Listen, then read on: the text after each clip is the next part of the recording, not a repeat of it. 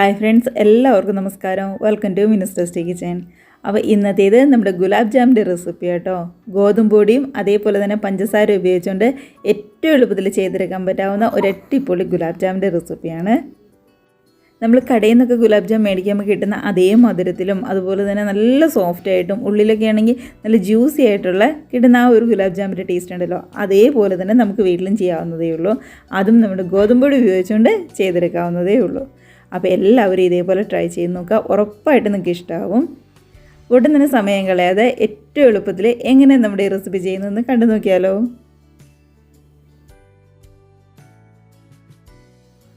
നമുക്കിപ്പോൾ ആദ്യം തന്നെ ഒരു പാൻ അടുപ്പത്ത് വെക്കാം. നന്നായിട്ട് ചൂടായി വരുമ്പോൾ ഇതിനകത്തേക്ക് ഏകദേശം 1 ടേബിൾ സ്പൂൺ അടുത്തേക്ക് നെയ്യാണ് നമ്മൾ ചേർത്ത് കൊടുക്കുന്നത്. നെയ്യും കൂടി ചേർത്ത് കൊടുത്ത് നമ്മുടെ ഗോതമ്പ് പൊടി പതുക്കെ ഒന്ന് ചൂടാക്കിയെടുക്കണം, അതിന് വേണ്ടിയിട്ടാണ്. അപ്പോൾ ഗ്യാസ് ഏറ്റവും ലോ ഫ്ലെയിമിൽ വെച്ചാൽ മതി കേട്ടോ, ഇല്ലാന്നുണ്ടെങ്കിൽ ഗോതമ്പ് പൊടി ഇടുമ്പോൾ പെട്ടെന്ന് അങ്ങ് കരിഞ്ഞു പോകും. കണ്ടോ, നെയ്യൊക്കെ ആണെങ്കിൽ നന്നായിട്ട് തന്നെ ഉരുകി വന്നിട്ടുണ്ട്. അപ്പോൾ ഇതിനകത്തേക്ക് നമുക്ക് ഏകദേശം ഒരു 1/2 കപ്പിൻ്റെ അടുത്ത് ഗോതമ്പ് പൊടി ചേർത്ത് കൊടുത്താൽ മതിയാവും. ഒരുപാടൊന്നും വേണ്ട, 1/2 കപ്പ് അത്രയും മതിയാവും. അപ്പോൾ എടുക്കുന്ന ഗോതമ്പ് പൊടി ഇതേപോലെ നന്നായിട്ടൊന്ന് അരിച്ചിട്ട് വേണം എടുത്ത് ചേർക്കാനായിട്ട്. ഇനിയിപ്പോൾ നേരിട്ട് ഇതേപോലെ അരിച്ച് ചേർക്കാൻ ബുദ്ധിമുട്ടുണ്ടെന്നുണ്ടെങ്കിൽ വേറൊരു പാത്രത്തിൽ അരിച്ച് വെച്ചിട്ട് ഇതേപോലെ ഇങ്ങ് ചേർത്ത് കൊടുത്താലും മതിയാവും. അതിന് ശേഷം ഗ്യാസ് ഏറ്റവും ലോ ഫ്ലെയിമിലാക്കി നന്നായിട്ട് നമ്മുടെ ഗോതമ്പ് പൊടിയുടെ പച്ചമണമൊക്കെ ഒന്ന് മാറാനായിട്ട് ശരിക്കും ഒന്ന് ചൂട് കയറി വരുന്നവരെ നമുക്കിതൊന്ന് ഇളക്കി കൊടുക്കാം. ഒരു 2-3 മിനിറ്റ് അത്രയും മാത്രം മതിയാവും. ഇപ്പോൾ ഇതാ ഒരു 2-3 മിനിറ്റ് കഴിഞ്ഞ് നമ്മുടെ ഗോതമ്പ് പൊടി നന്നായിട്ട് തന്നെ ഒന്ന് ചൂടായി വന്നിട്ടുണ്ട്. ഇത്രയും മതി. നമുക്ക് ഗ്യാസ് ഓഫ് ചെയ്ത് വേറൊരു ബൗളിലേക്ക് അങ്ങ് മാറ്റി കൊടുക്കാം. നന്നായിട്ട് അരിച്ചതുകൊണ്ട് ഒട്ടും തന്നെ കട്ടകളൊന്നുമില്ലാതെ നമുക്ക് കിട്ടിയിട്ടുണ്ട്. ഇനി ഈ ഗോതമ്പ് പൊടിയിലേക്ക് ചേർത്ത് കൊടുക്കേണ്ടത് പാൽപ്പൊടിയാണ്. പാൽപ്പൊടിയും അതേ അളവ് തന്നെ 1/2 കപ്പ് തന്നെ പാൽപ്പൊടി വേണം എടുക്കാനായിട്ട്. അപ്പോൾ 1/2 കപ്പ് ഗോതമ്പ് പൊടി, 1/2 കപ്പ് നമ്മുടെ പാൽപ്പൊടിയും കൂടിയാണ് നമ്മൾ എടുത്തിരിക്കുന്നത്. ഇനി ഈ മിക്സിനകത്തേക്ക് ഒരു 1/4 ടീസ്പൂൺ ബേക്കിംഗ് സോഡയാണ് ചേർത്ത് കൊടുക്കുന്നത്. ബേക്കിംഗ് സോഡ ചേർത്ത് കൊടുക്കുമ്പോൾ നമ്മുടെ ഗുലാബ് ജാമിൻ്റെ ഉള്ളൊക്കെ ആണെങ്കിൽ നല്ല പോലെ തന്നെ സോഫ്റ്റായിട്ട് ശരിക്കും നമ്മുടെ കടയിൽ നിന്ന് കിട്ടുന്ന അതേ രീതിക്ക് തന്നെ നമുക്ക് കിട്ടും. അതിന് വേണ്ടിയിട്ടാണ് ചേർത്തിരിക്കുന്ന 3 ചേരുവയും നന്നായിട്ട് തന്നെ കൈ ഉപയോഗിച്ച് മിക്സ് ചെയ്യുക. അപ്പോൾ ഗോതമ്പ് പൊടിയിൽ എന്തെങ്കിലും കട്ടകളോ അങ്ങനെ എന്തെങ്കിലും ഉണ്ടെന്ന് മാറാൻ വേണ്ടിയിട്ടാണ്. ഒട്ടും തന്നെ കട്ടകളില്ലാതെ നന്നായിട്ട് തന്നെ മിക്സ് ചെയ്തെടുക്കാനായിട്ട് പ്രത്യേകം ശ്രദ്ധിക്കുക. കണ്ടോ, ഇത് പൊട്ടും തന്നെ കട്ടകളൊന്നുമില്ലാതെ നന്നായിട്ട് നമ്മൾ മിക്സ് ചെയ്തെടുത്തിട്ടുണ്ട്. അപ്പോൾ ഇനി ഇത് കുഴയ്ക്കാനായിട്ട് പാലാണ് എടുക്കുന്നത്. ഇതിപ്പോൾ തിളപ്പിച്ചാറിയ പാലാണ്. നമ്മുടെ ഗോതമ്പ് പൊടിയുടെ അളവിനനുസരിച്ച് വേണം പാൽ ചേർത്ത് കൊടുക്കാനായിട്ട്. അപ്പോൾ നമ്മുടെ പാൽ ആവശ്യത്തിന് ഒഴിച്ച് നമ്മുടെ മാവ് നല്ല പോലെ സോഫ്റ്റായിട്ട് വരുന്നവരെ ശരിക്കും ഒന്ന് കുഴച്ചെടുക്കാം. ഈ മാവ് എത്രത്തോളം നന്നായിട്ട് സോഫ്റ്റായിട്ട് ഇരിക്കുന്നോ അതിന് ബേസ് ചെയ്തിട്ടിരിക്കും നമ്മുടെ ഗുലാബ് ജാമിൻ്റെ ടേസ്റ്റ് എന്ന് പറയുന്നത്. അപ്പോൾ കൈ വെച്ച് നല്ല പോലെ തന്നെ ഒരു 2-3 മിനിറ്റെങ്കിലും ശരിക്കും ഒന്ന് കുഴച്ചെടുക്കാനായിട്ട് പ്രത്യേകം ശ്രദ്ധിക്കണം. കണ്ടത്, അപ്പോൾ നന്നായിട്ട് തന്നെ ഒന്ന് കുഴച്ചെടുത്ത് നമ്മൾ വെച്ചിട്ടുണ്ട്. സാധാരണ ചപ്പാത്തിക്കൊക്കെ നമ്മൾ മാവ് കുഴക്കില്ലേ, അതിലും കുറച്ചും കൂടി സോഫ്റ്റായിട്ട് വേണം നമ്മുടെ ഈ ഗുലാബ് ജാമിൻ്റെ മാവ് ഒന്ന് റെഡിയാക്കി എടുക്കാനായിട്ട്. ആ കാര്യം പ്രത്യേകം ശ്രദ്ധിക്കുക കേട്ടോ. അതിനുശേഷം നമുക്ക് ചെറിയ ചെറിയ ബോൾസായിട്ട് ഒന്ന് റെഡിയാക്കി എടുക്കണം. കയ്യിൽ കുറച്ച് നെയ്യോ അല്ലാന്നുണ്ടെങ്കിൽ വെളിച്ചെണ്ണയോ ഒന്ന് പറ്റി കൊടുക്കുക. അതിനുശേഷം നമ്മുടെ മാവ് കുറച്ചെടുത്ത് ചെറിയ ബോൾസിൻ്റെ ഷേപ്പാക്കി ഒന്ന് റെഡിയാക്കി എടുക്കാം. കണ്ടത്, ഇതേപോലെ നന്നായിട്ട് പ്രസ് ചെയ്തിട്ട് വേണം കേട്ടോ ഷേപ്പാക്കി എടുക്കാനായിട്ട്. ഇല്ലാന്നുണ്ടെങ്കിൽ നമ്മുടെ എണ്ണയിലിട്ട് കഴിയുമ്പോൾ ഇങ്ങ് വിട്ടുപോരും. അതുകൊണ്ട് നല്ല പോലെ തന്നെ ഷേപ്പാക്കി നന്നായിട്ട് മുറുക്കത്തിൽ തന്നെ ഒന്ന് ഉരുട്ടിയെടുക്കാനായിട്ട് ശ്രദ്ധിക്കണം. അപ്പോൾ റെഡിയാക്കി എടുക്കാൻ നേരത്ത് കയ്യിൽ കുറച്ച് നെയ്യോ അല്ലാന്നുണ്ടെങ്കിൽ വെളിച്ചെണ്ണയോ ഓയിലോ ഒന്ന് പറ്റി കൊടുക്കുകയാണെന്നുണ്ടെങ്കിൽ കറക്റ്റ് ഷേപ്പിൽ തന്നെ ഒട്ടും തന്നെ കയ്യിലൊന്നും ഒട്ടി പിടിക്കാതെ നല്ല രീതിയിൽ തന്നെ നമുക്ക് കിട്ടും. അപ്പോൾ ബാക്കിയുള്ളതൊക്കെ നമുക്ക് ഇതേപോലെ പെട്ടെന്ന് റെഡിയാക്കി എടുക്കാം.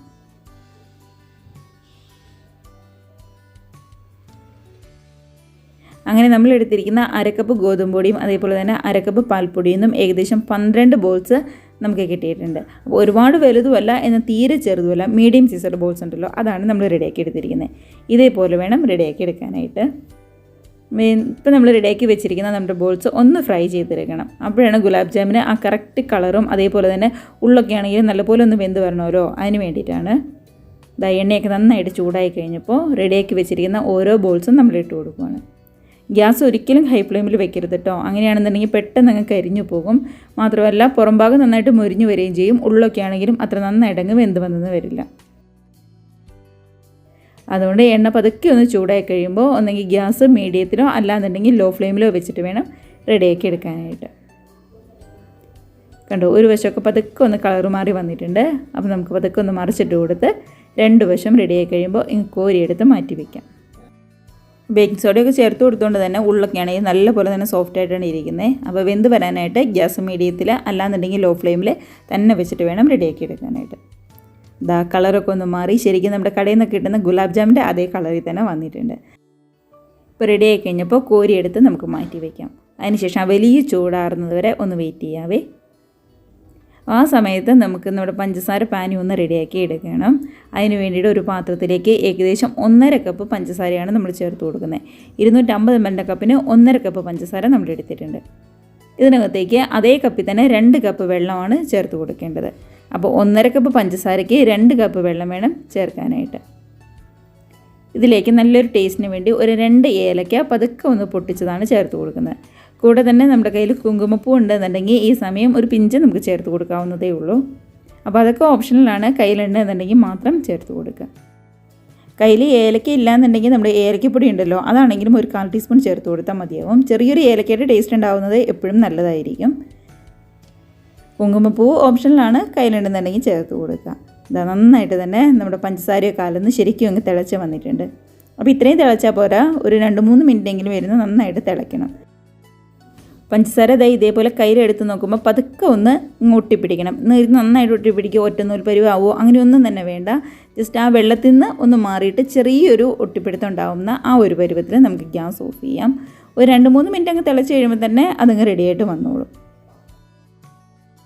ഇപ്പം നമ്മുടെ വെള്ളമാണെങ്കിൽ നന്നായിട്ട് നമ്മുടെ പഞ്ചസാരപ്പാനി ശരിക്കും തിളച്ചാണ് ഇരിക്കുന്നത്. അപ്പോൾ വലിയ തീ ചൂടൊന്ന് ആറാനായിട്ട് നമുക്കൊന്ന് താഴെ ഇറക്കി വയ്ക്കാം. എന്ന് കരുതി ഒട്ടും തന്നെ ചൂടാറി പോകരുത്. ഒരു ചെറു ചൂട് അങ്ങനെ തന്നെ നിൽക്കണം.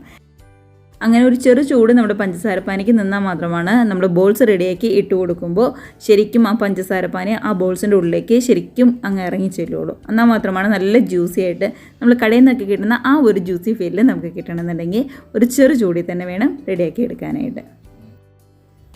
റെഡിയാക്കി വെച്ചിരിക്കുന്ന ബോൾസും ഒരുപാട് തണുത്ത് പോകരുത്. അതേപോലെ തന്നെ പഞ്ചസാരപ്പാനിയും ഒട്ടും തന്നെ തണുത്ത് പോകരുത്. ഈ 2-3 കാര്യങ്ങൾ ശരിക്കും ഒന്ന് ശ്രദ്ധിക്കണം. കണ്ടതാ, നമ്മൾ പഞ്ചസാര പാനിയിലേക്ക് ബോൾസ് ഇട്ട് കൊടുക്കുമ്പോൾ കുറച്ച് സ്പേസെങ്കിലും വേണം. എന്നാലാണ് ഇത് നന്നായിട്ട് പഞ്ചസാര പാനി കുടിച്ച് ശരിക്കും ഇങ്ങ് വീർത്ത് വരുമ്പോൾ കറക്റ്റായിട്ട് വരുള്ളൂ. അപ്പം ആകെ തിക്കി ഇട്ട് കൊടുക്കരുത്. അതായത് ഇതേപോലെ അത്യാവശ്യം വലിപ്പമുള്ളൊരു ബൗളിലാണ് പഞ്ചസാര പാനി ഉണ്ടാക്കുന്നതെങ്കിൽ നമുക്ക് ബോൾസ് ഇട്ട് കൊടുക്കാനാണെങ്കിലും നല്ല എളുപ്പമുണ്ടാവും. അപ്പോൾ അതവിടെ ഇരുന്ന് ശരിക്കും ഒന്ന് സെറ്റായിട്ട് വരണം. ഇനിയിപ്പോൾ വേറെ ഒന്നുമില്ല, നന്നായിട്ട് തന്നെ ഒന്ന് സെറ്റായിട്ട് വന്നാൽ മാത്രം മതിയാവും.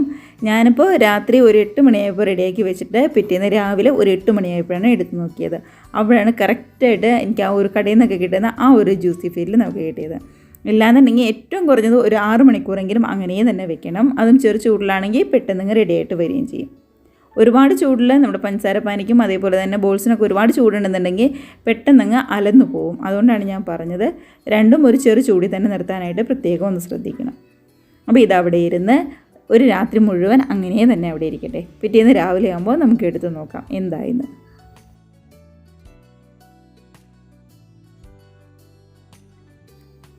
അങ്ങനെതാ ഒരു രാത്രി മുഴുവൻ ഇരുന്ന് നമ്മുടെ ഗുലാബ് ജാം നല്ലപോലെ തന്നെ സെറ്റായി വന്നിട്ടുണ്ട്. കണ്ടോ, കുറച്ചും കൂടി നമ്മൾ റെഡിയാക്കി ഇട്ട് കൊടുത്തതെന്ന് കുറച്ചും കൂടി ഒന്ന് വേർത്ത് വന്നിട്ടുണ്ട്. 2 ഞാൻ തന്നെ എടുത്ത് കഴിച്ചേ. നല്ല മധുരം ഉണ്ടായിരുന്നു, നല്ല ടേസ്റ്റ് ഉണ്ടായിരുന്നു കേട്ടോ. ഉള്ളൊക്കെ ആണെങ്കിൽ നല്ലപോലെ തന്നെ സോഫ്റ്റ് ആയിട്ടിരുന്നതുകൊണ്ട് ഒരു പ്രത്യേക ടേസ്റ്റ് ഉണ്ടായിരുന്നു. നമ്മൾ പാൽപ്പൊടിയൊക്കെ ചേർത്ത് കൊടുക്കുന്നുണ്ട്, ആ ഗോതമ്പൊടിയുടെ ടേസ്റ്റ് അറിയാനേ പറ്റുന്നുണ്ടായിരുന്നില്ല. മാത്രമല്ല നമ്മളിപ്പോൾ അതൊക്കെ ഒന്ന് ചൂടാക്കിയിട്ടാണല്ലോ റെഡിയാക്കി കൊടുത്തത്.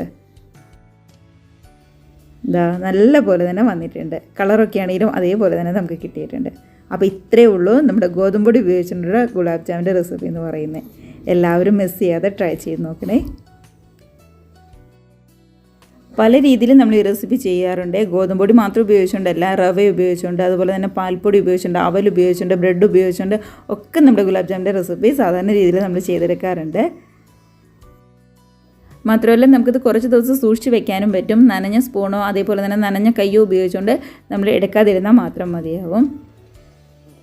നമ്മുടെ പഞ്ചസാര പാനിയിൽ ഗുലാബ് ജാം മുങ്ങിക്കിടക്കാനായിട്ട് പ്രത്യേകം ശ്രദ്ധിക്കണം കേട്ടോ. ഇങ്ങനെ പൊങ്ങിക്കിടക്കല്ല, നന്നായിട്ട് ഇങ്ങനെ മുങ്ങിക്കിടക്കണം. എന്നാലാണ് കുറച്ചും കൂടി ഓരോ ദിവസം ഇരിക്കുന്തോറും നല്ല സോഫ്റ്റായിട്ട് കിട്ടുള്ളൂ. അപ്പോൾ ട്രൈ ചെയ്ത് നോക്കുക. കൂടെ തന്നെ വീഡിയോ ഒക്കെ നിങ്ങൾക്ക് ഇഷ്ടമായിട്ടുണ്ടെങ്കിൽ പ്ലീസ് ഒന്ന് ലൈക്ക് അടിച്ച് മറ്റുള്ളൂ അല്ലെങ്കിൽ ഷെയറും കൂടി ചെയ്യാനായിട്ട് മറക്കരുതേ. ആദ്യമായിട്ട് നമ്മുടെ ചാനൽ ആരെങ്കിലും കാണുന്നവരുണ്ടെങ്കിൽ വീഡിയോക്ക് ഇഷ്ടമായിട്ടുണ്ടെങ്കിൽ നമ്മുടെ ചാനലും കൂടി സബ്സ്ക്രൈബ് ചെയ്ത് സപ്പോർട്ട് ചെയ്യണം കേട്ടോ. അപ്പോൾ നമുക്ക് ഇതേപോലുള്ള പുതിയ വീഡിയോസൊക്കെ ആയിട്ട് വീണ്ടും കാണാം. അതുവരെ എല്ലാവർക്കും ബൈ.